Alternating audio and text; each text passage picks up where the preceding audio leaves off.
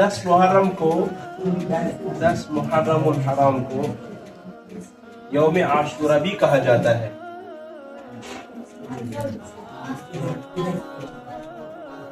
10 मुहर्रम का दूसरा नाम क्या है? यौम आशूरा। यौम आशूरा। मुहर्रम की फजीलत हदीस पे बहुत ज्यादा आई है। एक हदीस में आप सल्लल्लाहु अलैहि वसल्लम ने इरशाद फरमाया, अफज़लुस सियाम बाद रमज़ान शहरुल्लाहिल मुहर्रम, यानी रमजान के बाद जो सबसे ज्यादा रोजों में फजीलत है वो किस महीने के रोजों में फजीलत है? मुहर्रम। मुहर्रम। फिर जब ये 10 मुहर्रम आता है, इसका दूसरा नाम क्या है? यौम आशूरा। इस दिन के रोजे की तो ज्यादा ही फजीलत है। आप सल्लल्लाहु अलैहि वसल्लम ने एक हदीस में फरमाया है, मुस्लिम में रिवायत है, आपने फरमाया कि 10 मुहर्रम के अगर इंसान रोजे रखेगा, अल्लाह ताला 1 साल की गुनाह उसकी माफ करेगा। कितने साल के? 1 साल के 1 साल की गुनाह माफ करेगा। दूसरा है कि आप सल्लल्लाहु अलैहि वसल्लम जब मदीना हिजरत करके आए थे, वहाँ यहूदी भी रोजा रखते थे। तो आप सल्लल्लाहु अलैहि वसल्लम ने उनसे वजह पूछी थी, तुम रोजा क्यों रखते हो? उन्होंने उस वक्त बताया था कि मूसा अलैहिस्सलाम को अल्लाह ताला ने इसी 10 मुहर्रम को नजात दी थी, 10 मुहर्रम हराम को, और इसका दूसरा नाम यौम आशूरा। तो फिर आप सल्लल्लाहु अलैहि वसल्लम ने फरमाया कि हम तो ज्यादा हकदार है मूसा अलैहिस्सलाम के, लिहाजा अगला साल जो आएगा, अगले साल से हम भी इसका रोजा रखेंगे।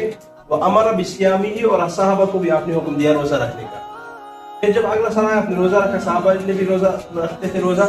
फिर एक मरतबा सहाबा ने फरमाया था, या रसूलल्लाह कि इस दिन तो यहूदी तो भी रोजा रखते हैं, अब यहूदी के साथ मुशाबत हो जाएगी, इस मुशाबत की वजह से हम भी रखते हैं वो भी रखते हैं, कोई तो गुनाह या फर्क तो नहीं आएगा। आपने फरमाया अगला साल जब आएगा हम इसके साथ 1 रोजा और मिलाएंगे।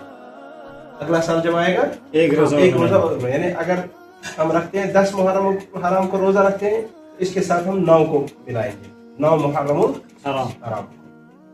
लेकिन जब अगला साल आया, आप इस दुनिया से चले गए, वो 10 हिजरी था, ठीक है ना, इस दुनिया से रुखसत फरमा चुके थे।